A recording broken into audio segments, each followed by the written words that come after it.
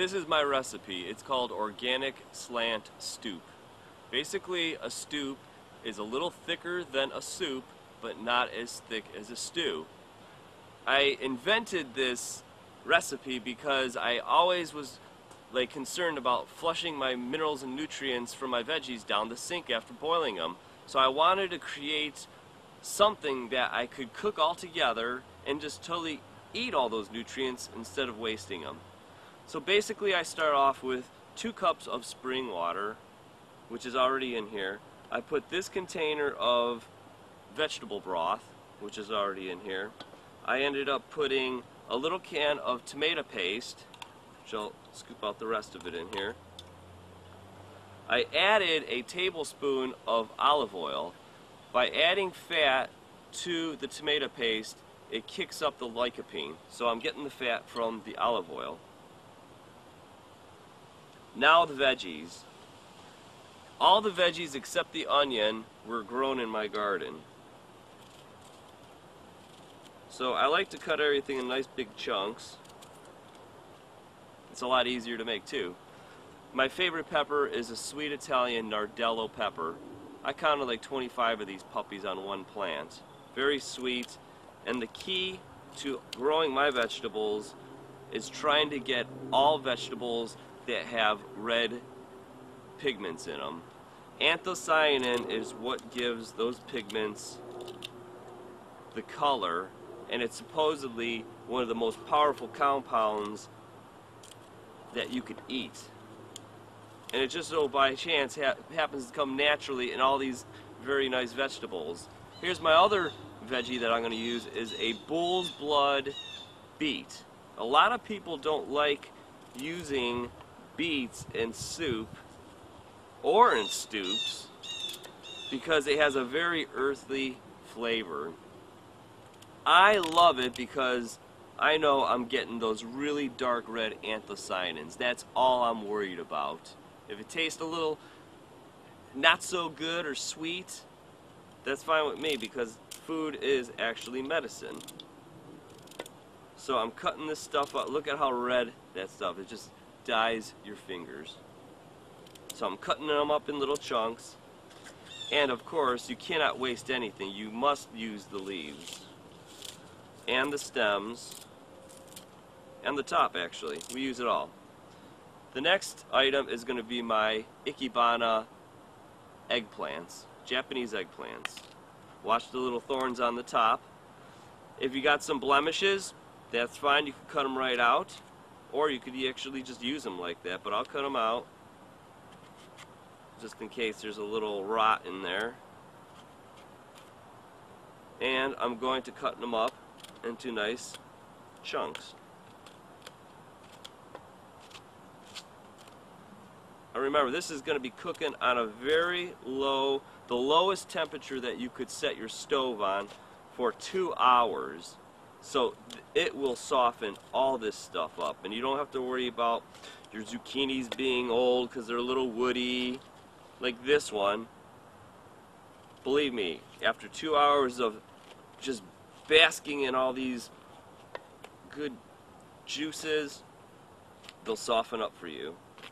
Here's another one of my vegetables I'll be using is a zucchini. And like I said, you can make these pieces as big or as little as you want.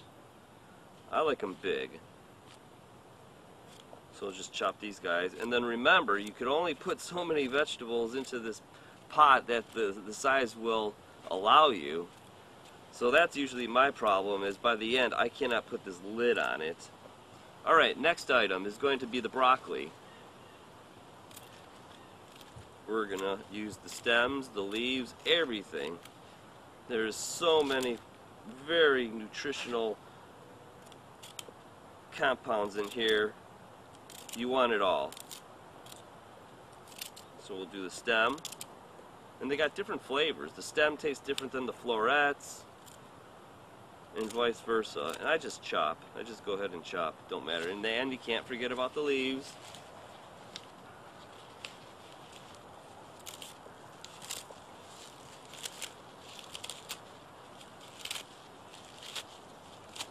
I grew myself a little head of Savoy cabbage. They were a little small this year, but cut that head and just chop it up and get it in there.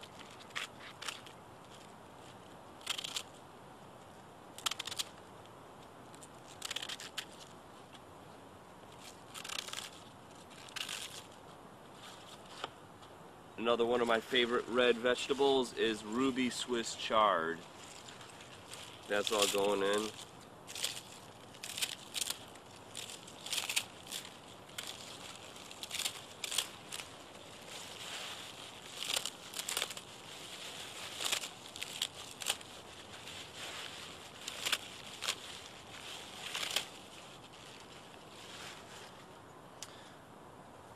Next will be my Italian parsley.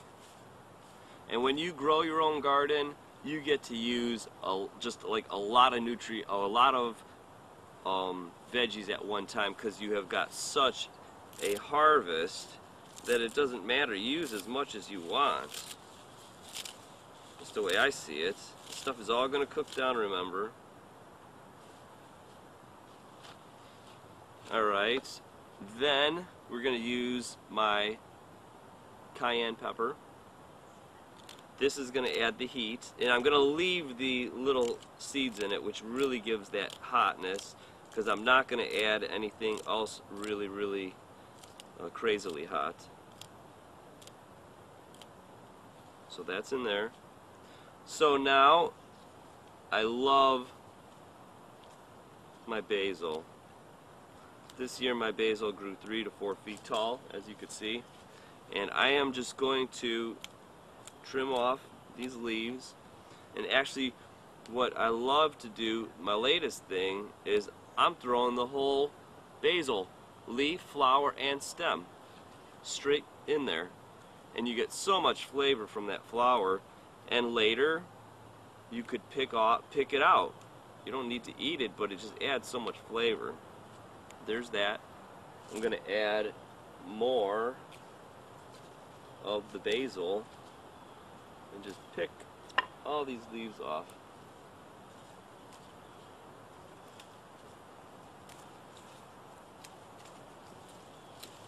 Now this is the Italian lettuce leaf basil, and my favorite basil is the Thai basil, Siam Queen. Has got more like a licorice kind of flavor to it. Here's the flowers. I'm just going to stick the whole thing in, and it will cook with all the other ingredients. Now the main ingredient is actually the spices. So, and actually what I forgot is, it was hiding here, beans. Great Northern beans I'm adding. You could add any one you like, but I actually like the Great Northern beans. And remember, beans and rice make a perfect protein. There's another cool little tip. Jam that in here. So now are the spices. Of course, fresh peppercorns. I'm just gonna crush a bunch of it in here. The more the merrier. I love pepper.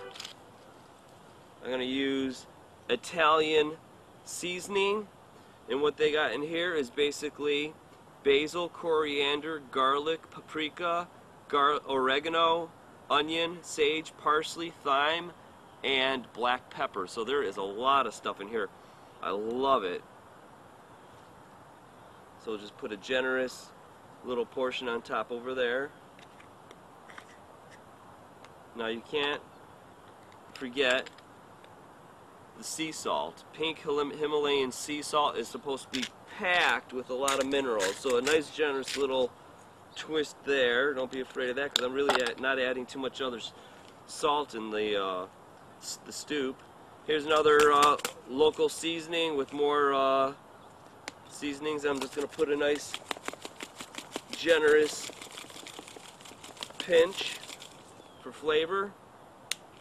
And last but not least, I cannot forget my curry powder. One of the most important ingredients in the whole Stoup itself is a very awesome Indian herb called turmeric. supposed to be a powerhouse for anti-fungal and antiviral and antibacterial properties.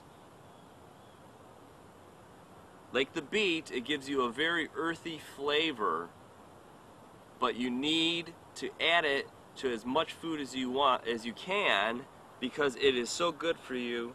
It's unbelievable. So I'm going to put a nice little generous dash on top of that. Now we're going to mix it up.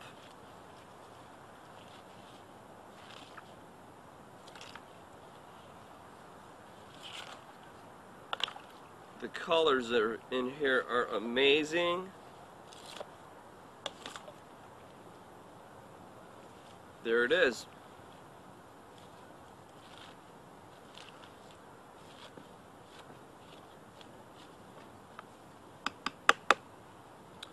Time to get covered.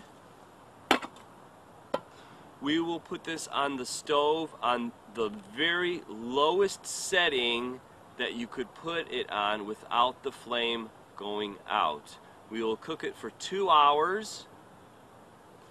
You could peek in like after an hour, and if you want, you could add more spices. If you want it to really smell really good and kick it up a notch, add more spices in within an hour, and then you will take it off flame after 2 hours of cooking, and we will see what it looks like then. Alrighty, we'll see you in a little bit. Bye-bye.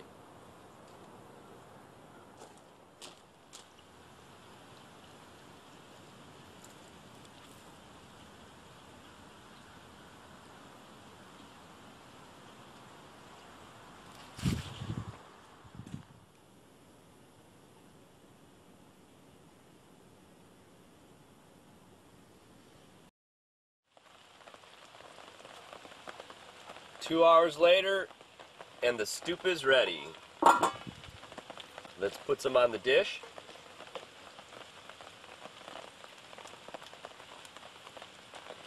First, I have to state that I have to amend the recipe. I forgot the most important ingredient, which would be the garlic. But first, the garlic must be crushed so you could release those powerful compounds. Remember, the stoup can contain any vegetable you desire as long as it's organic. Experiment and add fruits like pineapple to add sweetness and unique flavors. The whole point of the stoup is to fix yourself a healthy meal and wash those nutrients of sustenance down your throat instead of down the drain. Last but not least, do not microwave your leftovers. You would be destroying the very nutrients we are trying to save. Add a little Romano or Parmesan cheese to top it off, and enjoy. Happy stouping.